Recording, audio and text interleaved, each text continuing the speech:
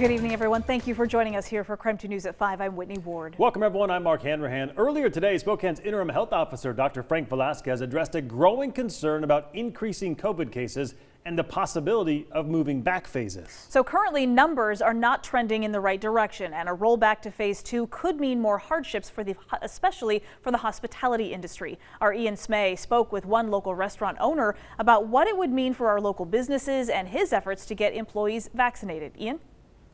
Yeah, hospitalizations and case rates are trending in the wrong direction in Spokane County to meet Governor Jay Inslee's metrics during the next evaluation on May 3rd.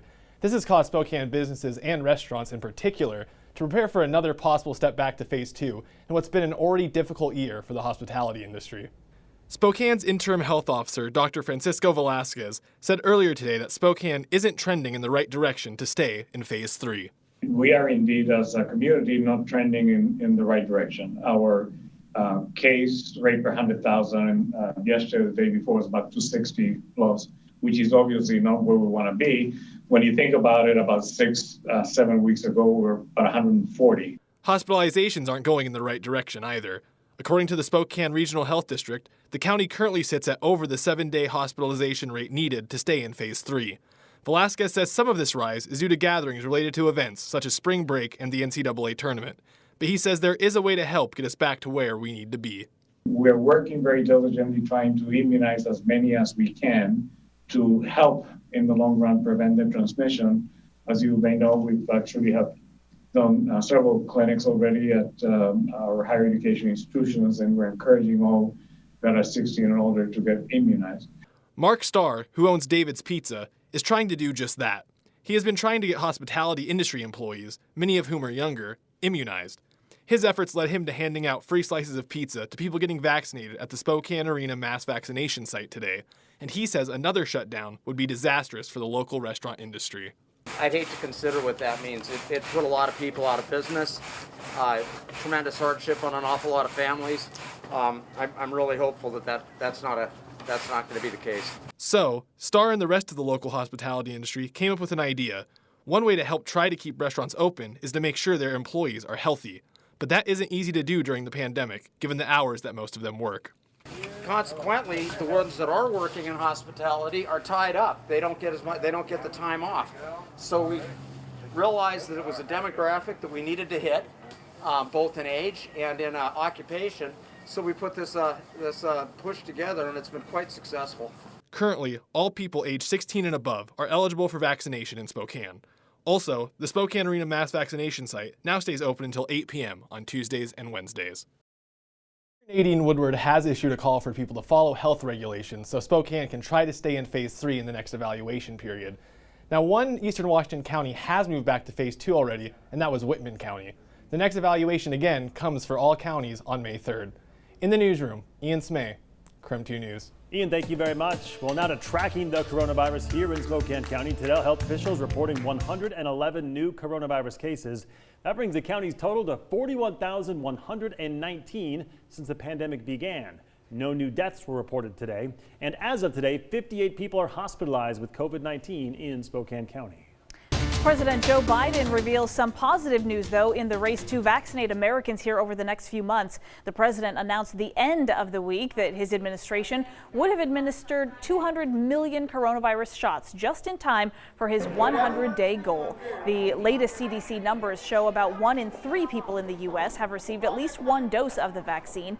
He also announced a plan to alleviate the burden that many Americans may have to take time off from work to go get the vaccine. And here at KREM 2, our vaccine team is working hard to bring you the very latest information on vaccines in our area. So for more information on where to get vaccinated in our area and how to get those appointments, just text the word vaccine to 509-448-2000 and we'll send you a link directly to your phone. We have some breaking news at this hour. Tonight, former Republican gubernatorial candidate Lauren Kopp is now running for U.S. Congress. Kopp ran an unsuccessful campaign against Governor Jay Inslee and then refused to concede and eventually sued 9 county auditors along with the Secretary of State. He eventually dropped that lawsuit. Now he has set his sights on the fellow Republican's congressional seat. Kopp will challenge Dan Newhouse in the 4th District. You may recall that Newhouse was one of 10 Republicans in the House who voted to impeach President Donald Trump. While Lauren Kopp was the police chief in Republic in northeastern Washington, the 4th District covers central Washington, including Yakima and the Tri-Cities. And in just about an hour, the Spokane School Board will discuss its options for a new sports stadium. The current plan is to replace Joe Alby at the existing site, but a proposal from local business groups to build downtown instead is now on the table. Our Casey Decker actually talked with the board's president about the options that they will be weighing tonight. This all started in 2018 when district voters approved a $500 million bond that included $31 million to replace the decayed Joe Alby Stadium. That same year, voters within city limits said in an advisory vote they'd prefer that replacement be built at the same site in northwest Spokane rather than downtown. The board voted that year to follow that vote, and they greenlit a replacement project at Joe Alby. I think a big part of those discussions back in 2018 was that there wasn't a concrete solution on the other side of the fence, right? There was so many questions up in the air still.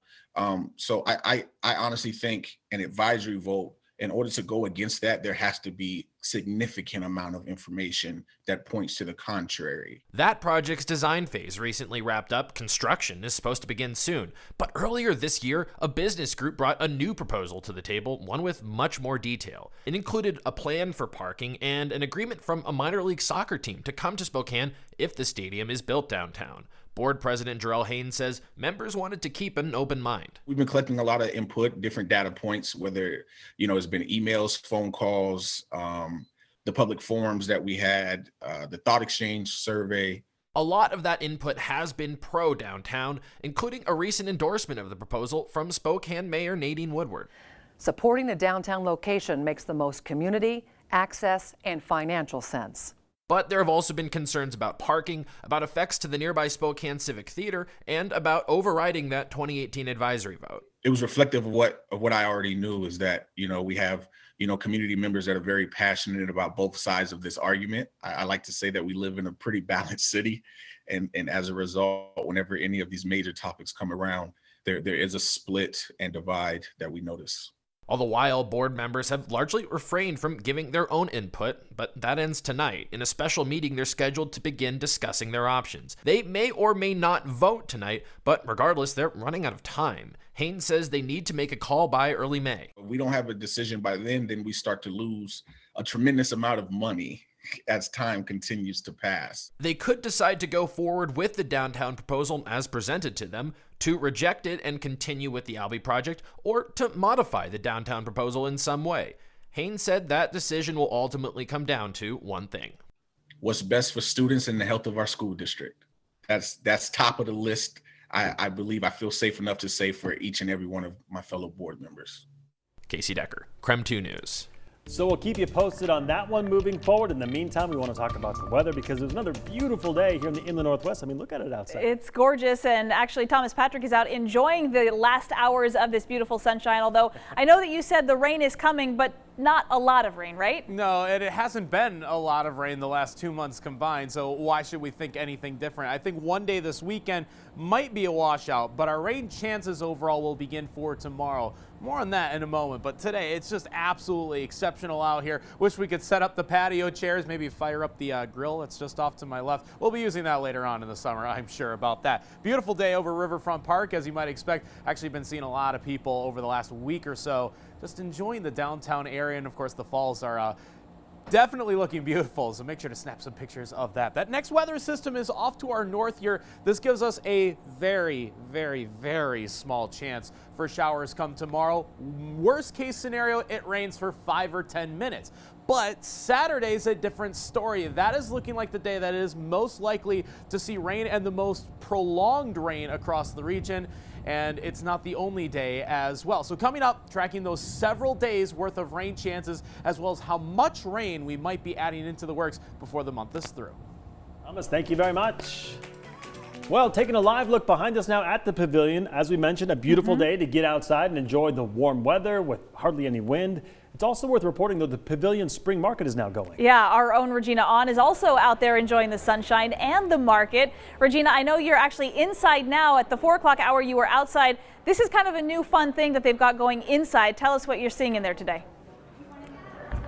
Yeah, absolutely, Whitney, Mark. I mean, the only way that I'm going to get out of the sun is to have some cookies, explore the spices. I mean, this is the lobby of the pavilion. This is the extension to the market, which is so cool. But seven vendors are here right now, and they range from, like I said, from all sorts of backgrounds. But the most important thing is that they are local businesses here that have set up shop to really reach out to people and say, hey, come check us out. About 20 to 30 vendors come through, and they always change week to week. Now, organizers say about 1,200 people come through the spring market pavilion here, and they hope that that number will potentially increase, especially with the amazing weather that we're having today. Now, again, they are open from today, every Wednesday through May 12th from 3 to 7. And earlier today, I talked with a Fetch Barkery. It's not a bakery, it's a barkery. And the owner tells me that right now it's more important than ever to support your local businesses. Each person brings something really unique to Spokane from where they come from and where they're going. And I feel like if you don't support local, you're not supporting your own self, you're not supporting your community. And yeah, you heard that there. I mean, it is so important to just come out, and it's actually really fun. I've seen so many families here with their pets and, you know, just having a great time. You get to have some dinner here as well. I saw a Mediterranean spot outside, which I'm definitely gonna go hit up after this. But check out this cute little shop here, Sweets by Sarah Kay, and that's actually the Sarah Kay who is helping a customer right now. Looks delicious, right? I mean, come on, caramel doodle, hello. Creamsicle sugar. All of those will be in my belly in just a couple of minutes. But the most important thing, again, is to come out here, enjoy some time, spend some time in the sun. You know, social distancing and wearing a mask is also important as you come out here. But for now, I'm gonna go check out outside. Me and Dave, my photographer, we're gonna have some coffee, tea, enjoy some honey. Who knows? Still early in the day. For now, live here in Spokane. Regina, on. Back to you guys. Can we put an order in? Yeah. Is it too late? Oh, yeah, there's a good idea. Regina, we'll get back No. to you for sure. No. Regina, thank you very much. You know, we love these events also because as we've been trying to support local, we don't always know about these places that exist out there. And this is such a great opportunity, a good way to kind of see the places that are out there and how you can support them. And my goodness, it's been a tough year for vendors, right? So just get out there and support them. There we go. They've earned it for sure. All right, still to come tonight, a verdict yesterday reached in the Derek Chauvin trial. Tonight, his police department is under investigation. Plus what the president is saying on the push for police reform, coming up after the break.